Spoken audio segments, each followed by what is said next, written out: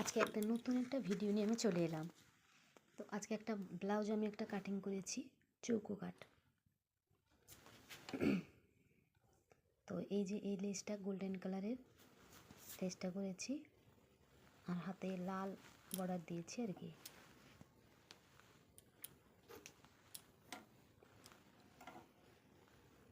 আমাকে বলেছিল কাস্টমার নিজের পছন্দ অনুযায়ী করে দিতে, ওর কোনো পছন্দ নেই, আমার পছন্দ। বলো তোমার যেমন পছন্দ দিদি তুমি সেরকম করে দাও।